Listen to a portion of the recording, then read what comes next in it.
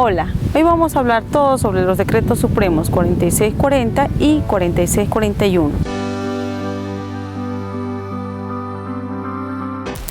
El decreto supremo 4640 establece que todas las entidades públicas y privados y lugares de entretenimiento, además de otros que aglomeran personas, deberán exigir de forma obligatoria la aportación de carnet de vacuna. El decreto supremo 4641 implementa al carnet de vacuna como un documento oficial de portación obligatoria. Esto quiere decir que todos los bolivianos, estantes y habitantes de nuestro estado deberán de portar de forma obligatoria el carnet de vacuna. Al ser un documento oficial, se asemeja a la cédula de identidad. Tendrás que presentarlo a todos los lugares que asistan. Uno de los derechos que vulnera estos decretos supremos es el de libre circulación, reconocido por la Constitución Política del Estado, el cual garantiza a todas las personas su libre circulación en todo el territorio nacional, incluso la entrada y salida de nuestro país. Pero, como usted no tiene el carnet de vacuna, no podrá ingresar a las terminales para viajar, no podrá tomar un vuelo, no podrá subirse a los trenes. Esa persona que no tiene carnet de vacuna se siente limitado en su derecho de poder circular, porque va a las terminales de buses y le restringe su ingreso porque no tiene carnet de vacuna. Entonces esta persona ya no viaja. Su derecho a la libre circulación está totalmente anulado. Otro de los derechos que se encuentra vulnerado es el derecho a la educación.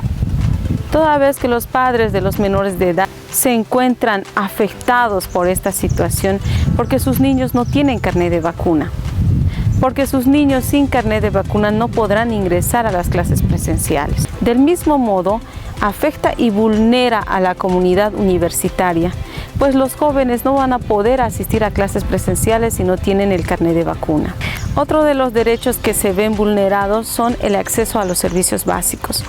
Toda vez que si uno no cancela los servicios básicos, que son generalmente cancelados mediante entidades financieras, ¿qué es lo que va a pasar? Te cortan la luz, te cortan el agua, ya no tienes el acceso a ese derecho que está reconocido por la Constitución Política del Estado como derecho fundamental de las personas. Otro de los derechos afectados podría ser también el derecho a la libertad de trabajo. ¿Por qué? Porque al momento en que te estén exigiendo la presentación de carnet de vacuna y usted tenga la firme decisión de no vacunarse, no podrá sostener las pruebas PCR por mucho tiempo, toda vez que este decreto supremo tiene una vigencia de 6 meses. Una persona al final se siente frustrado al no poder sostener las pruebas negativas PCR y se siente obligado a tener que vacunarse para la obtención del carnet de vacuna y no perder su trabajo. Con respecto al trabajo, ¿qué llegaría a suceder cuando una de las personas decida no vacunarse y no pueda sostener estas pruebas negativas PCR? No lo dejan ingresar a su fuente laboral. ¿Qué se produce? Abandono de fuente laboral, motivo de despido. Este decreto supremo estaría abriendo una puerta para el despido en general de todas las personas, tanto de entidades públicas como de empresas privadas. Este decreto supremo además limita la reactivación económica. ¿Por qué?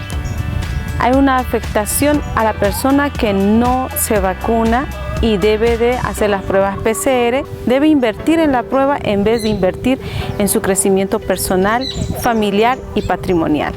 Otro de los derechos que está seriamente afectado por estos decretos supremos es el derecho a la dignidad, el respeto que nos merecemos todos como seres humanos por nuestras autoridades y entre nosotros. La decisión de una persona de no portar el carnet de vacuna es inviolable. La Constitución Política del Estado lo dice.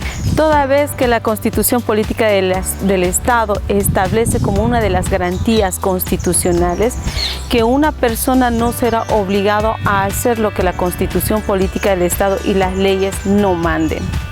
Con respecto a la vacunación, el artículo 44 de la Constitución Política del Estado establece que ninguna persona será sometida a intervención quirúrgica, a tratamientos médicos o laboratorios sin su consentimiento.